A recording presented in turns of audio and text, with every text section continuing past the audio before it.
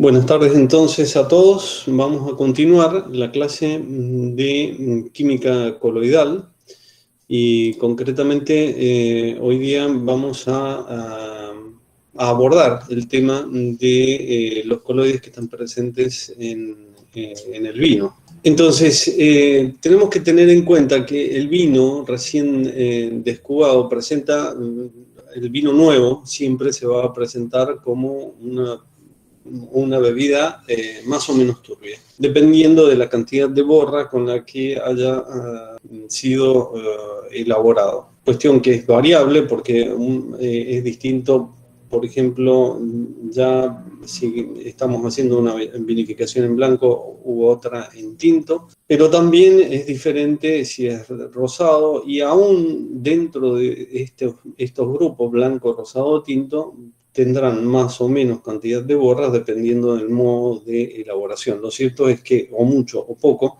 todos los vinos van a tener una gran cantidad de borras en suspensión al final de la fermentación alcohólica, y por este motivo los vinos se presentan turbios. Y todos aquellos que han hecho una elaboración de vino pueden constatar que al cabo de un tiempo, el vino, una vez terminada la fermentación alcohólica y terminada la fermentación maloláctica, si es que se ha realizado, podríamos decir en términos generales, una vez que han terminado todas las fermentaciones, todos los procesos biológicos en el vino, dejan de desprender anhídrido carbónico.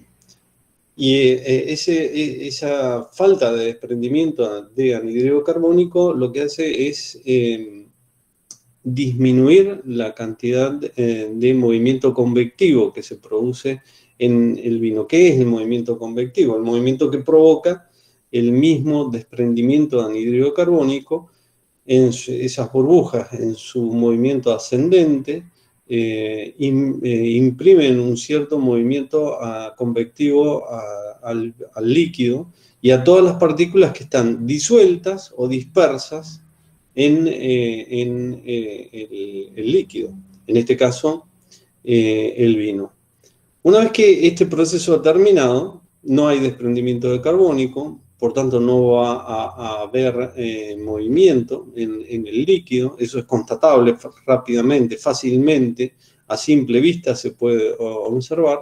Al cabo de un tiempo, y especialmente si bajan las temperaturas, en todas partes del mundo la uva madura hacia el final del verano, podríamos decirlo en términos generales, fermenta, y hacia el comienzo del otoño o el comienzo del invierno tenemos el vino terminado. De modo que en todas partes del mundo el vino nuevo comienza su proceso de crianza luego de la fermentación con bajas temperaturas. Las bajas temperaturas van a ayudar a un proceso de autoclarificación o autolimpidez. Va a ir comenzando naturalmente a incrementarse la turbidez, la limpidez del vino.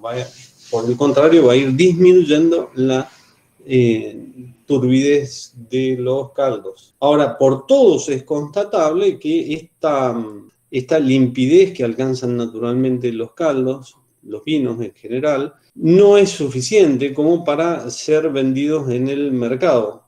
No es suficiente en el sentido de que normalmente el consumidor espera un mayor grado de limpidez en los vinos, o está acostumbrado a consumir los vinos con un mayor grado de limpidez. Por tanto, esta limpidez o brillo del vino se transforma en una condición para poder ser vendido el vino. El vino puede ser vendido a granel o puede ser vendido fraccionado.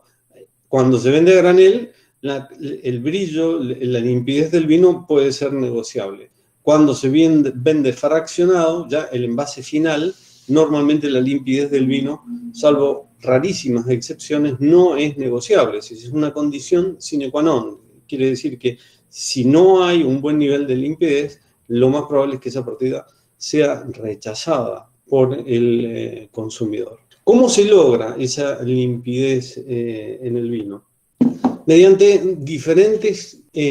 se logra de diversos modos, porque se puede, por ejemplo, conseguir la limpidez con una clarificación, con una filtración, con una centrifugación. Y obviamente que los resultados van a ser diversos en función del tipo de limpidez que se haya logrado o el tipo de proceso que se haya aplicado para conseguir la limpidez en el vino. Ahora, resulta ser que muchas veces un vino perfectamente limpio, límpido, brillante, al cabo de un tiempo vuelve a enturbiarse, lo cual puede en alguna medida representar una sorpresa para quien está cuidando el vino.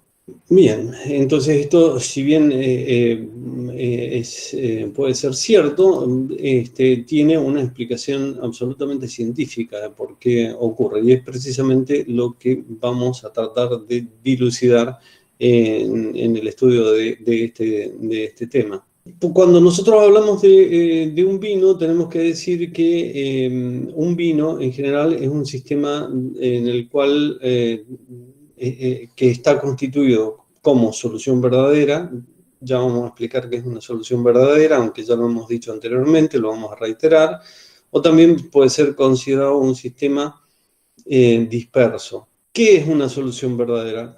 Una solución verdadera es cuando un sólido puesto en un líquido se disuelve completamente. Ya habíamos dado este ejemplo, lo repito, si nosotros disolvemos una pequeña cantidad de azúcar en agua perfectamente limpia, luego la mezcla, agua azucarada, va a continuar siendo perfectamente limpia. Si uno analiza ese sistema molecularmente, es distinto, porque antes había agua perfectamente limpia, perfectamente brillante, y al cabo de un tiempo se ha transformado en un jarabe, en una solución azucarada, perfectamente limpia y perfectamente brillante, pero ya no es lo mismo. Antes era agua, ahora es almíbar.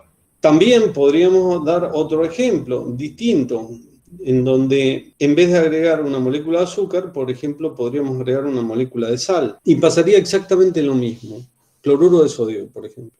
Pero si lo estudiáramos molecularmente, allí nos encontraríamos que la solución está ionizada, porque el cloruro de sodio no lo vamos a encontrar como cloruro de sodio, la molécula cloruro de sodio no la vamos a encontrar, sino que vamos a encontrar aniones, cloruros y cationes sodio, por separado, aniones y cationes. A la primera solución se le denomina solución molecular porque luego de haber hecho una solución encontramos moléculas, por ejemplo moléculas de azúcar. En la segunda solución la llamamos solución iónica porque podemos encontrar aniones y cationes y también algunas moléculas que han permanecido como tal. Habíamos hablado y habíamos definido anteriormente cuál era el grado de disociación. Ahora no volveremos sobre esto. Pero lo cierto es que si nosotros a las partículas a esas soluciones que le llamamos verdaderas porque tienen las mismas propiedades en todos los puntos, si intentamos observarla con medios ópticos de observación, veremos que presenta las mismas propiedades en todos los puntos. Es decir, ni siquiera con un microscopio podríamos diferenciar las moléculas de agua de las moléculas de azúcar, las moléculas de agua de las moléculas o los aniones y los cationes de sal. De modo que esa solución se denomina solución verdadera, o también se puede llamar un sistema homogéneo. Sin embargo, hay otros sistemas que no responden igual, que se denominan sistemas de tipo heterogéneos. ¿Cuáles son los sistemas heterogéneos? Son aquellos sistemas en donde hay un sistema que es continuo, que es el que se denomina dispersor, una fase continua, y una fase que es discontinua, que se encuentra una sustancia que se encuentra diseminada en esa otra fase que se encuentra continua. Si yo por seguir con el mismo ejemplo, del agua en ese envase donde contiene agua, en vez de disolver moléculas de azúcar o una pequeña cantidad de azúcar, disuelvo pequeñas partículas de oro finamente molidas, muy molidas, partículas muy pequeñas de oro, en vez de tener una solución, voy a tener una dispersión, donde vamos a observar, se observará que en el líquido las partículas de oro están finamente dispersas, muy dispersas, pero si en esa dispersión, y si esa dispersión es observada con medios adecuados, medios ópticos adecuados, lo que vamos a poder distinguir cada una de las partículas. Es decir, se van a poder distinguir las partículas, las pequeñas partículas de oro del agua, que se va a ver como una fase continua. Entonces ahí vamos a distinguir dos fases. Por un lado, las pequeñísimas partículas de oro dispersas en una fase continua, que es agua. Entonces, a un sistema como el que he descrito en segundo lugar, se le denomina heterogéneo. Y en ese sistema heterogéneo hemos distinguido dos fases, la fase líquida y la fase sólida. Muy finamente molida, pero es una fase sólida al fin. Ahora, podría ser que encontráramos un sistema con más de dos fases, que sea trifásico, tetrafásico, polifásico, podríamos decir, en general. ¿Por qué más de dos fases? Porque podría ser que además de partículas de oro hayan otras partículas muy finamente subdivididas, dispersas, pero distintas a la partícula, distinta a la molécula de agua, distinta a las partículas de oro finamente subdivididas. Por ejemplo, podría ser que encontráramos partículas de silicio finamente molidas y dispersas en esa solución, y allí tendríamos una tercera fase, y así sucesivamente. Y todas las sustancias que no se terminen de disolver en la fase líquida van a constituir una fase diferente. Y estas fases distintas se van a poder observar por medios ópticos. ¿Cuál es la diferencia esencial entre una solución verdadera y entre un sistema homogéneo y un sistema heterogéneo? En que las soluciones verdaderas,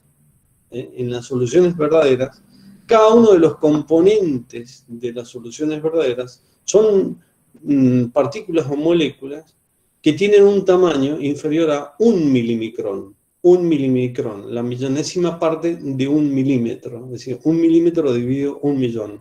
El tamaño de estas moléculas o partículas es inferior a 1 milimicrón. Cuando el tamaño de la partícula supera ese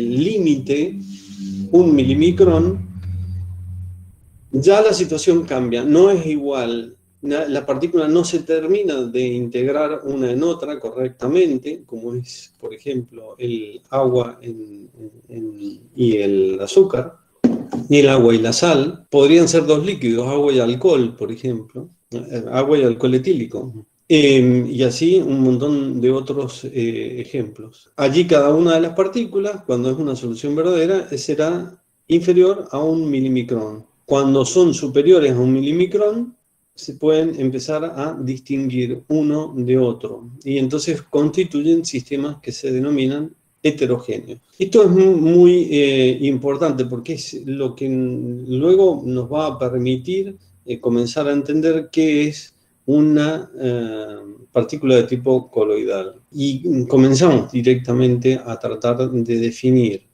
Las partículas coloidales se definen porque la fase dispersa, es decir, esa fase que no se termina de integrar con la fase continua, tiene un tamaño, una dimensión comprendida de 1 a 100 milimicrones. 1 a 100 milimicrones. Es muy importante este dato, fundamental.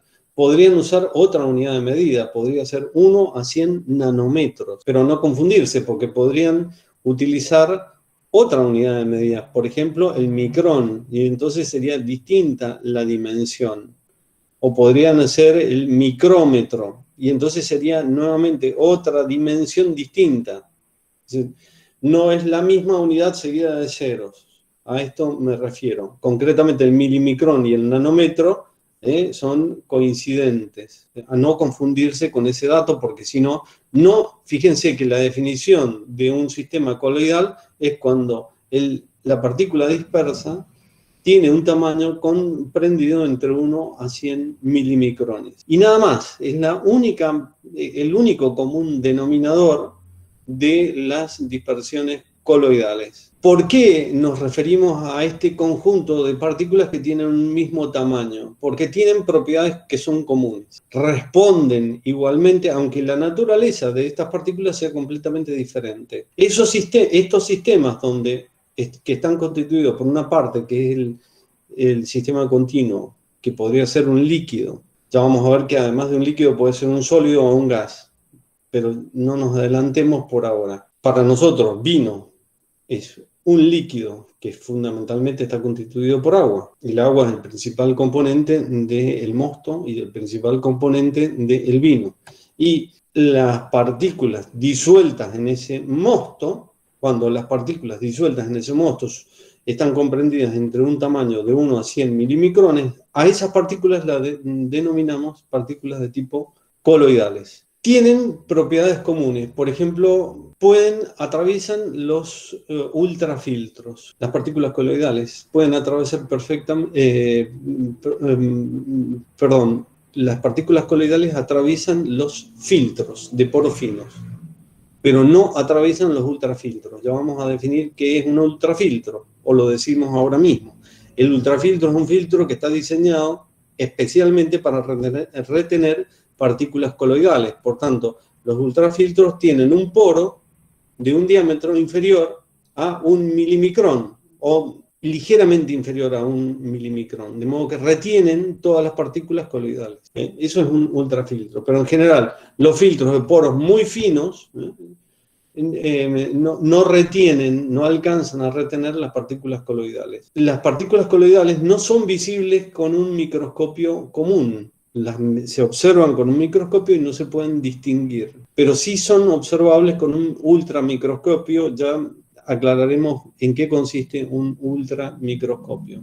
Las partículas coloidales no difunden ni dializan. Las soluciones verdaderas sí difunden, sí dializan. Las partículas coloidales no lo hacen, y si lo hacen de un modo muy lento, tremendamente lento. Las soluciones verdaderas, si uno observa con un ultramicroscopio, si uno observa con un microscopio, si uno observa con un microscopio electrónico, en general no va a distinguir en una solución verdadera ninguna subdivisión entre sus distintos componentes. Pero sí se empiezan a observar si la solución es una dispersión coloidal. Si el microscopio utilizado es un ultramicroscopio o un microscopio electrónico, sí, en las dispersiones coloidales se pueden observar los componentes. ¿Y por qué diferenciamos las dispersiones coloidales de las soluciones verdaderas? Porque tienen distintos componentes, lo acabamos de decir. Unas son filtrables, otras no. Unas precipitan, otras no precipitan. Las soluciones verdaderas no precipitan nunca. Las dispersiones coloidales lo hacen lentamente, pero precipitan. Las soluciones verdaderas no se pueden ver cada uno de sus componentes con un microscopio. En las dispersiones coloidales, si se utiliza un microscopio adecuado, sí se pueden diferenciar. Las soluciones verdaderas no dializan, las soluciones verdaderas dializan, las dispersiones coloidales no dializan. Bueno, ¿y qué pasa con el gran universo de partículas cuyo tamaño es superior a 100 milimicrones? Bueno, las dispersiones en donde las partículas que están disueltas o dispersas, más propiamente hablando, en el líquido, superan esos 100 milimicrones, a esas soluciones se les da un nombre específico, que concretamente es el nombre de dispersión grosera. Ahora bien, la dispersión grosera va a tener un comportamiento completamente distinto a las soluciones verdaderas y a las dispersiones coloidales. En las dispersiones groseras, las partículas precipitan. En las dispersiones groseras, las partículas son retenidas por los filtros. Las dispersiones groseras no dializan. Las dispersiones groseras se pueden observar con cualquier microscopio y se pueden diferenciar los integrantes de la dispersión. ¿Y quiénes constituyen esos compuestos que integran la dispersión? Si se preguntara, el nivel de separación el límite de separación entre solución verdadera, dispersión coloidal, suspensión grosera, es 1 milimicrón, el límite entre una zona de frontera donde es difícil individualizar a los sistemas. La respuesta es la segunda. No hay un límite preciso. Cuando nos acercamos a 1 milimicrón en el tamaño de la partícula dispersa, la verdad es que hay que hacer pruebas, hay que verificar si precipitan lentamente, si dializan o no dializan, si es filtrable o no es filtrable, para distinguir si la partícula es si el sistema forma una solución verdadera o una dispersión coloidal. Por sus características se lo va a definir. No, ya no tanto por su tamaño. Lo mismo ocurre en el límite donde encontramos la diferenciación entre sistemas coloidales y sistemas groseros. Están alrededor, el tamaño de la partícula está alrededor de los 100 milimicrones, pero no es estrictamente 100, puede ser 99, puede ser 101, 104, el tamaño de las partículas. Entonces, allí vuelta al mismo concepto, por el comportamiento de la dispersión, en este caso, se los puede diferenciar entre dispersión grosera o solución coloidal. Les había hablado que las dispersiones coloidales pueden ser observadas por un ultramicroscopio. ¿En qué consiste el ultramicroscopio? El ultramicroscopio es un microscopio normal, de aumentos normales, pero que la iluminación, en vez de ser en una misma línea, en un microscopio normal, el objetivo y la fuente luminosa se encuentran en una misma línea o en un mismo plano. En un ultramicroscopio, la iluminación es perpendicular el plano de la iluminación es perpendicular al plano de la observación. Y normalmente el ángulo que los diferencia, que los divide, es un ángulo de 90 grados. Forman un ángulo, entre estos dos planos hay un ángulo de 90 grados.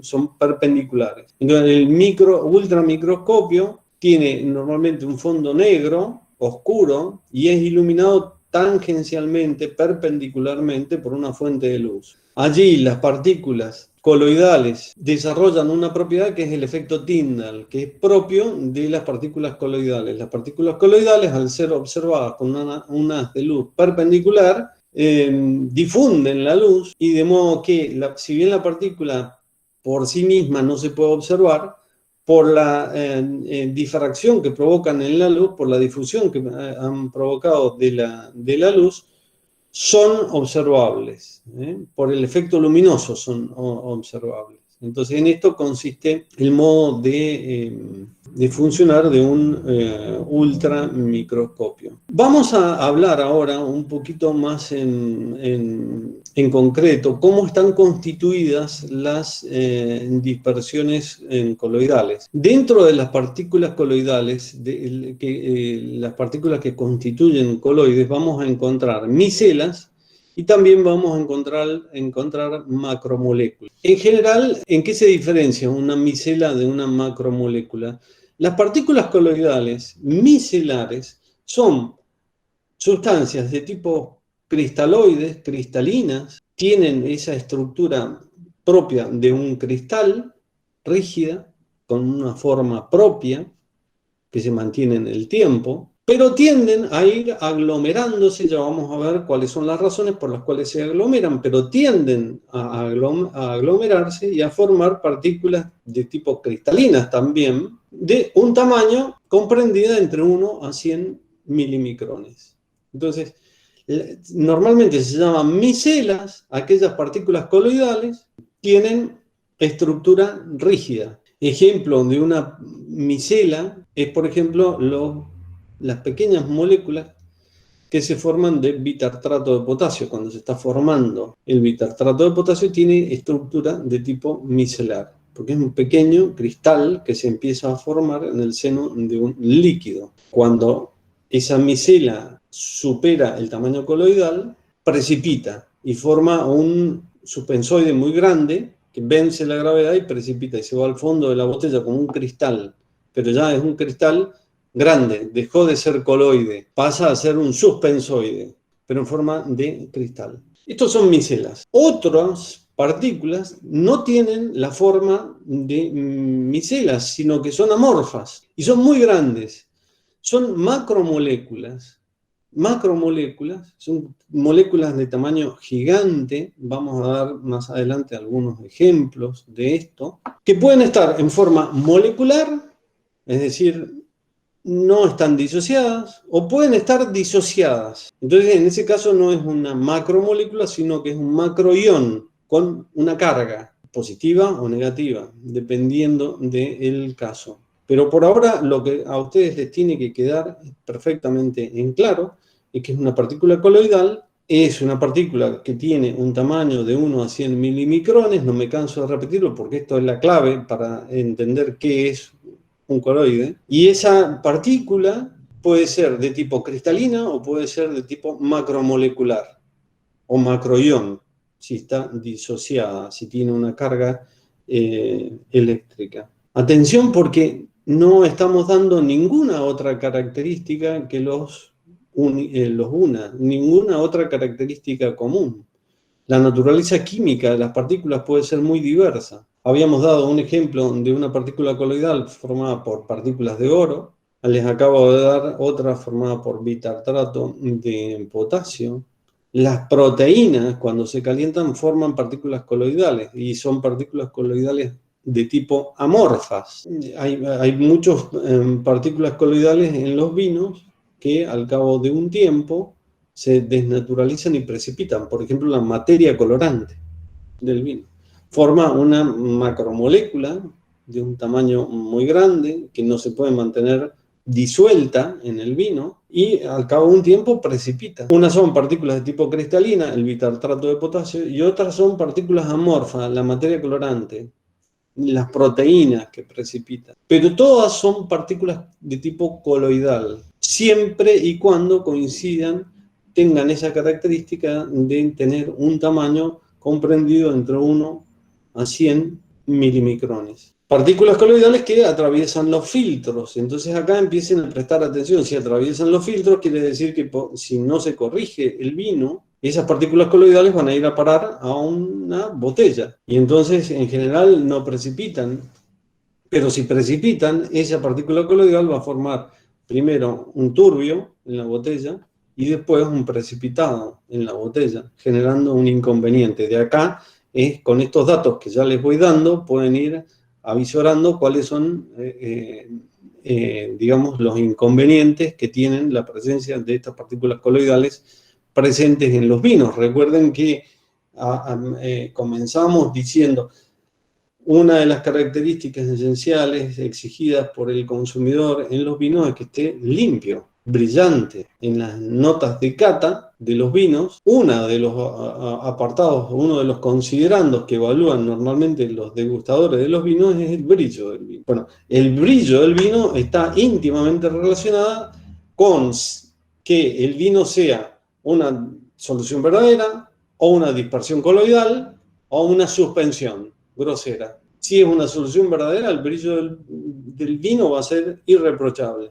Si es una dispersión coloidal, si tenemos suerte con la iluminación, lo van a ver brillante. Pero si lo observan con una luz transversal, pueden ser que vean algo de turbidez, porque al ojo humano van a ver algo del efecto Tyndall. Recuerden que las partículas ni siquiera son visibles al microscopio, pero si son iluminadas transversalmente por un haz de luz transversal, las partículas brillan, provocan una difracción de la luz que las hacen visibles. Es el típico ejemplo de estar en una habitación cerrada y que ingresa a esa habitación un haz de luz transversal. Todos en sus casas pueden hacer la experiencia de tener las ventanas cerradas y durante la tarde dejar entrar, todos aquellos que tengan alguna ventana hacia el oeste, en el atardecer, dejar entrar un rayo de luz en esa habitación donde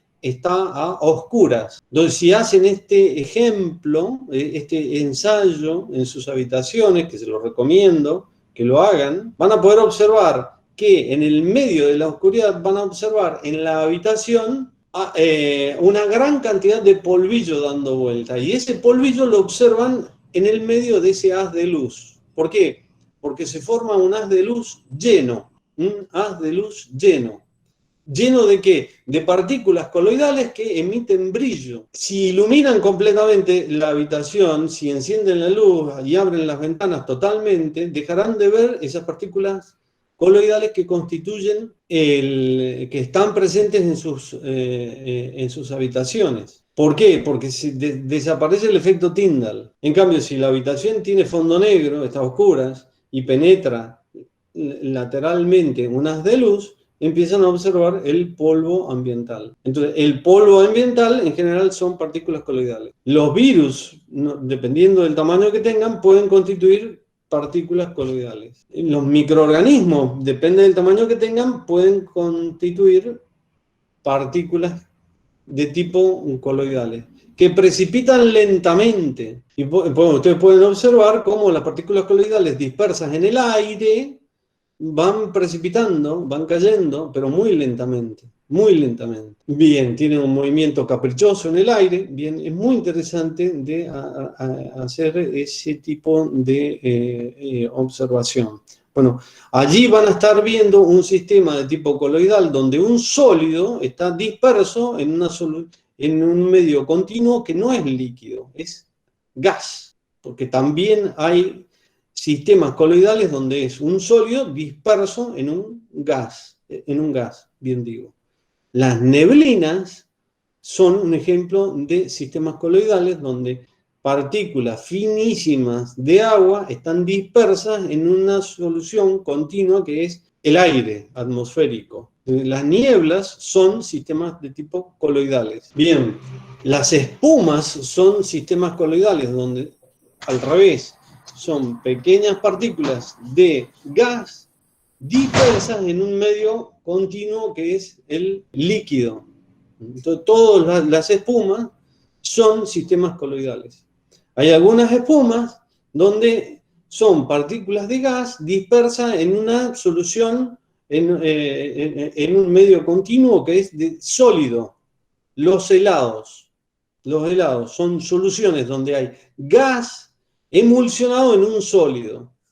Las emulsiones son, en general, sistemas de tipo coloidales. Bien, pueden haber dispersiones, soluciones coloidales donde un líquido, un aceite, está disperso en otro que forma un medio continuo, como por ejemplo podría ser un aceite en estado líquido en una grasa. Y ahí tenemos gran cantidad de sistemas coloidales, es decir, las mantecas, son sistemas coloidales. El merengue es un sistema coloidal donde hay un gas disperso en un sólido, absolutamente sólido, y se solidificó.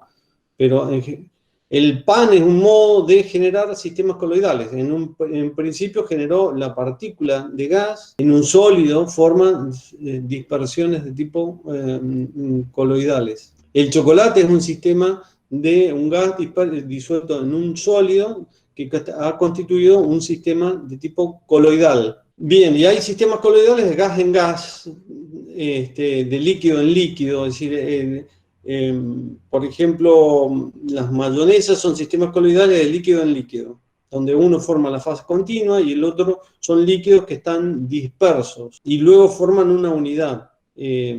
Unidad que mientras se mantenga el estado coloidal, se mantiene formando una suerte de estado de gel. Las gelatinas son sistemas coloidales y podríamos ver muchos otros ejemplos más. Vamos ahora a abordar un poquito más, vamos a adentrarnos en el estudio de cómo es que están formados los sistemas coloidales, los coloides concretamente. Y se observará que los coloides hay dos grandes grupos, uno que se denominan hidrófilos o liófilo, que quiere decir que son partículas coloidales que tienen afinidad con el medio dispersor. Todas las gelatinas, todas las emulsiones de líquidos en líquidos, en general son sistemas hidrófilos, porque es un líquido disperso en otro líquido o un sólido disperso en un líquido que está formando emulsión de tipo gelatinosa, donde hay una integración entre la fase continua, que no suele ser líquida, en nuestro caso va a ser líquida para el caso del vino, y la partícula coloidal, que está íntimamente integrada, la fase discontinua a la fase continua. Esos son sistemas hidrófilo o liófilo. ¿En qué consiste la diferencia hidrófila o liófila? Fundamentalmente en que se llaman hidrófilos aquellos donde estrictamente la fase continua está constituida por agua. Liófilo son todos aquellos sistemas coloidales donde la fase continua no solamente está constituida por agua, sino que puede ser otro compuesto distinto al agua en general. En los vinos, estrictamente hablando, deberíamos hablar de sistemas liófilos, porque el medio continuo, la fase continua, está representada por una mezcla de alcohol y agua. En los mostos, estrictamente, tendríamos que hablar de un sistema hidrófilo, porque la fase líquida está constituida fundamentalmente por agua. En el vino aparece un segundo componente en una proporción importante, que es el alcohol, que está en estado líquido. Entonces, en un vino tenemos una solución hidroalcohólica. Por tanto, propiamente deberíamos hablar de sistemas liófilos en los vinos. Un ejemplo de un coloide liófilo podrían ser, por ejemplo, las proteínas disueltas en los vinos, las gomas, los mucílagos. Ya vamos a dar más ejemplos de esto, no se preocupe. Pero veamos también otra característica de coloides, que son los hidrófobos o liófobos. Son todos aquellos sistemas coloidales en donde, por el contrario, las partículas que constituyen el coloide no tienen afinidad con el medio dispersor. Ejemplo, el bitartarato de potasio, el ferrocionuro de hierro, la bentonita, los coloides metálicos como el fosfato férrico, el sulfuro de cobre. Son todas partículas que pueden formar sistema coloidal, pero no tienen afinidad con el medio dispersante. Y no es lo mismo una goma o un mucílago, evidentemente, si uno observa la partícula, que si estuviéramos observando sistemas de tipo cristalino, que si estuviéramos observando sistemas de tipo que forman sustancias de tipo amorfas, como pueden ser una gelatina, una goma, un mucílago, etcétera, etcétera. ¿Por qué los sistemas que son hidrófilos, es decir, que tienen afinidad, qué fuerza hace que la partícula coloidal se integre al líquido? Allí hay distintas fuerzas que van a aparecer en el medio. Por ejemplo, las fuerzas superficiales de Van der Waals. Hay partículas en donde las fuerzas superficiales de Van der Waals hace que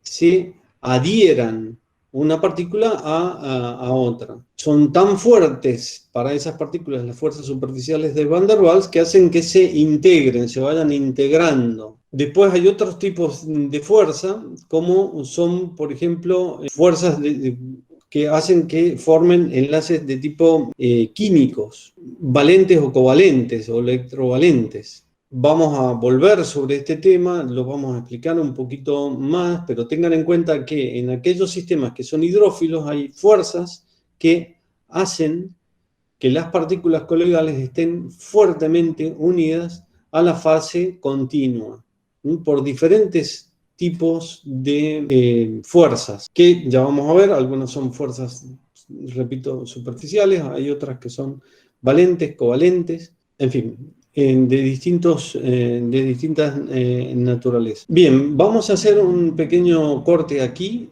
y después vamos a hablar de los distintos estados en los cuales, o distintas transformaciones que también se van a producir en las partículas coloidales.